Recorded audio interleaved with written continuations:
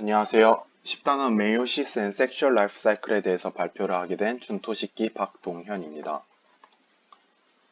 먼저 생명을 공부하는 데 있어서는 흐름을 아는 것이 중요하기 때문에 목차를 유의 깊게 볼 필요가 있는데요. 유전자가 어떻게 전달되는지를 알고 유전자가 후대에 전달되기 위해 감수 분열에 대해서 알기 위해 염색체와 생식 주기에 대해서 알아야 할 것입니다. 그리고 위에서 배운 것들이 종합적으로 유전적 변이에 어떤 영향을 미치는지 알아볼 것입니다. 먼저 유전학이란 말 그대로 유전을 연구하는 학문인데요. 유전이란 한 세대에서 다음 세대로 형질을 전달하는 것입니다. 형질은 유전될 때 변이가 나타날 수 있습니다. 자식은 염색체를 물려받음으로써 부모로부터 유전자를 획득하는데요. 유전자란 유전 정보의 기본 단위인 DNA로 이루어져 있습니다. 기본 단위로 DNA로 이루어져 있습니다.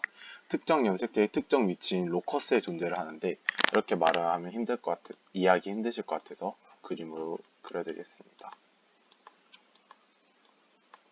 자, 염색체가 있습니다. 이러면은 이 위치에서는 그 사람의 피부색에 대한 정보를 담고 있고 이 위치에서는 그 사람의 키에 대한 정보, 또 이 위치에서는 그 사람의 눈의 색깔에 대한 정보, 이러한 정보들이 각각의 로커스의 존재를 하게 되는데요. 이 위치는 피부색이 깜장이다, 흰색이다, 이러한 다양한 다른 정보를 가지고 있을 수 있지만 이 사람에게 있어서 이 위치에는 피부색에 대한 정보를 담고 있는 위치이다. 이것이 바로 염색체의 특정 위치다라고 이해를 하시면 되겠습니다. 그리고 유전자의 전달은 게밋이라는 생식세포를 통해서 다음 세대에 전달이 됩니다. 생식 방법은 무성생식과 유성생식을 들 수 있는데요. 무성생식은 부모와 똑같은 유전 형질을 가진 클론을 만드는 하나의 개체가 유일한 부모인 asexual reproduction이라고 하고요. 유성생식은 일반적인 동물 같은 그런 경우로 두 개의 생식세포가 융합돼서 유전적으로 다양한 자손이 나오는 경우입니다. 라이프 사이클은 크게 fertilization, mitosis, meiosis로 이루어지는데 이에 대해서 뒤에서 알아볼 것이고요. 염색체 용어에 대해서 짚고 넘어가자면 카리오타입, 핵형, homologous chromosomes, 상동 염색체, 그리고 섹스 크로모솜, 성염색체가 있습니다. 이때 성염색체는 성염색체도 상동염색체라는 것을 알아두셔야 되며 상동염색체는 두 개의 시스터 크로마티스, 염색 분체로 이루어져 있습니다. 각각의 상동염색체는 하나는 아버지, 하나는 어머니로부터 물려받았다는 것을 알고 다음으로 넘어가면 되겠습니다. 자, 핵형은 뒤에서 배울 중기 때의 염색체 쌍을 크기 순으로 배열한 것이고요. 호모로고스 크로모솜스는 쌍을 이루는 염색체로 길이, 센트로미어 위치, 염색대 패턴 등이 같으며 아까 언급했던 로커스가 같다라고 생각하셔도 되겠습니다. 섹스 크로모솜 같은 경우에는 성별을 구별하는 염색체로 여자는 XX 염색체, 남자는 XY 염색체를 갖고 어우토솜, 상염색체는 성염색체 이외의 염색체를 일컫는다고 아시면 되겠습니다. 부모로부터 각각 하나씩의 염색체를 물려받는다고 하였죠. 이렇게 생식세포의 염색체 상태를 하폴로이드, 반수체라고 하며 이 두 하폴로이드가 만나 디하폴로이드, 이배체 상태가 됩니다. 자, 사람의 라이프 사이클입니다. 생식세포인 게밋이 만나서 fertilization, 수정을 통해 접합자 상태가 되고요. 이 접합자는 성장을 해서 각각의 개체로 성장을 하게 됩니다. 이 개체는 감수 분열을 통해서 또 생식세포를 만들어주겠죠. 그래서 메이오시스, 마이토시스, fertilization을 알아두셔야 하며 자, 그리고 여기서 9단원에서는 체세포 분열에 대해서 배웠는데 감수 분열이 일어난 이유는 무엇일까요? 이것에 대해서 간단하게 짚고 넘어가자면 만약 감수 분열이 일어나지 않는다고 예시를 들어보겠습니다. 자, 각각의 사람이 2배체고 감수 분열이 일어나지 않았으므로 생식세포도 2배체를 가지게 됩니다. 그럼 이 두 2배체들은 만나서 4배체인 접합자가 되겠죠? 그럼 이 4배체인 접합자가 자라서 각각의 4배체와 그러면은 각각의 4배체인 생식세포를 만들고 그 다음은 또 8배체로 가는 이렇게 무수하게 유전 정보가 쌓여버린 일이 발생합니다. 그렇기 때문에 유전 정보를 하폴로이드 반수체 상태로 만들어서 계속 일정하게 유지시키는 그런 작용을 해주는 게 감수분열입니다. 자, 이제 다른 형태의 라이프 사이클에 대해서 짚어볼 것인데요. 이제 여기는 교수님들 따라서 시험에 안 낸다고 하시는 분들도 있고 수업을 안 하시는 분들도 있어서 이제 수업을 들으실 때 이거 교수님이 언급을 해줬다라고 하시면 들으면 될 것 같습니다.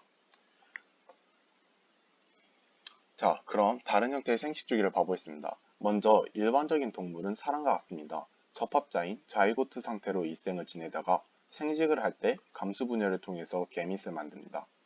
그리고 세 번째에 세균들의 생식주기를 보면은 인간과는 반대로 일생을 반수체인 게밋 상태로 지내다가 다른 게밋을 만나게 되면은 접합자가 되고 이 접합자가 바로 분열을 하면서 하는 방식을 통해서 이제 자식을 갖게 됩니다. 그런데 이제 가운데의 일반적인 식물들은 생식주기가 조금 특이한데요. 이제 접합자 상태에서는 스포어를 생산하는 스포로 타입이 되어서 스포어를 퍼뜨립니다. 그러면은 스포어는 이제 하나의 개체로서 성장을 해서 게밋을 퍼뜨리는 게밋토 타입이 됩니다.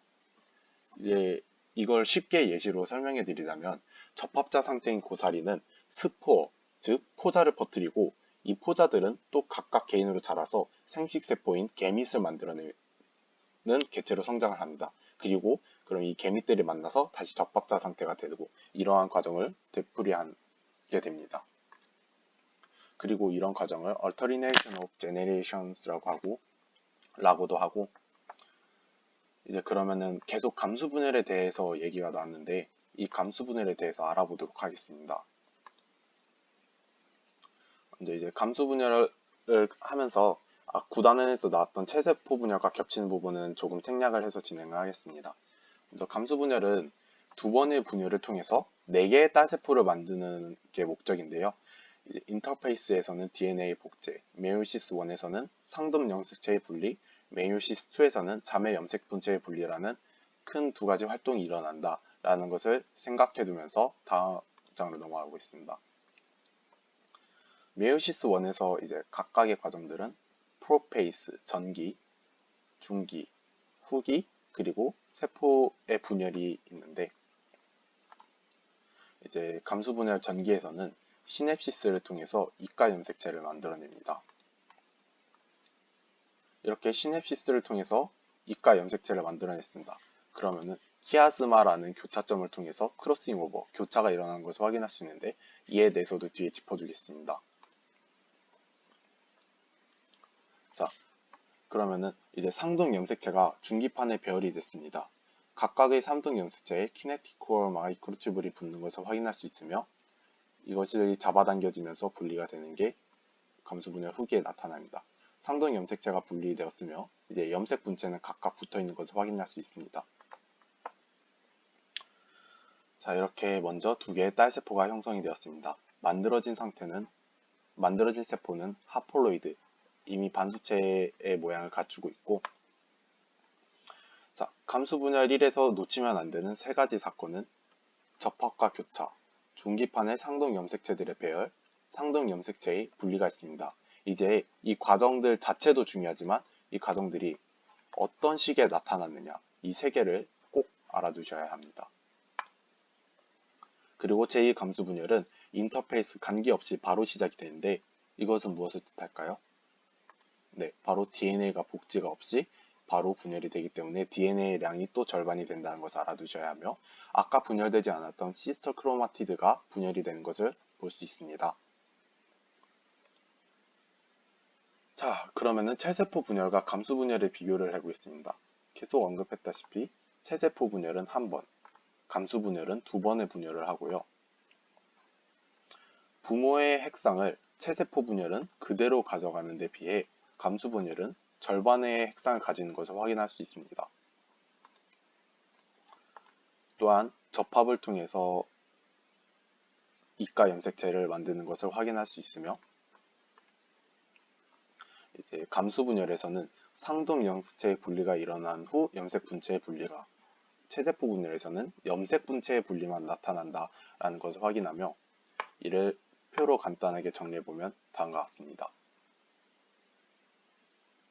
이제 이 체세포 분열과 감수 분열을 비교하는 것은 주로 서술형으로, 그리고 객관식으로 어떤 게 체세포 분열이냐 감수 분열이냐 비교하는 등으로 시험에 꼭 나오기 때문에 이것은 반드시 알아주시면 좋겠고요. 다음의 표에서를 봤을 때 이게 어떤 게 체세포 분열이고 감수 분열이다. 그리고 이 표를 봤을 때 이거는 인터페이스가 일어나고 있구나. 상동 염색체의 분리가 일어났구나 등을 이 표만 보고도 알 수 있어야 합니다. 자, 그러면 마지막으로 유전적 변이가 진화에 관여한다는 것을 볼 것인데요. 염색체의 독립적인 분리로 계속 났던 크로싱 오버, 무작위적인 수정이 모여서 진화에 기여를 한다고 합니다. 자, 먼저 염색체의 독립적인 분리를 보겠습니다. 제1감수 분열 중기에서 상동 염색체들이 무작위로 배열이 되죠. 이때 경우의 수를 EN가지라고 하는데, 간단하게 이 그림으로 보면은 E는 6인 핵상에서의 하폴로이드 상태는 N은 3이겠죠. 그럼 하폴로이드와 하폴로이드가 만나는 게 될 텐데, 이때 하폴로이드를 형성할 때 N은 3인 8가지의 경우를 확인할 수 있고, 이를 위해서 다시 봤을 때 얘는 N에 대입해서 사람은 얘 23승까지가 가능하구나 라는 것을 확인할 수 있습니다. 이제 쉽게 말해서 2회체인 경우에 두 가지로 나누어지는 경우의 수와 이제 각각 하폴로이드 상태의 개수를 유념해 두시고 대입을 해서 구할 수 있으시면 될 것 같고요. 다음 이제 크로싱 오버에 대한 의의는 바로 부모한테 없는 염색체가 출현한다는 것입니다. 분명 이제 제가 가지고 있는 유전 정보이지만 이 유전 정보는 분명 부모에게 없는 염색체이고, 그리고 이를 통해서 유전적 다양성이 증가한다고 말을 할 수 있습니다. 자, 이제 무작위적인 수정이 일어납니다.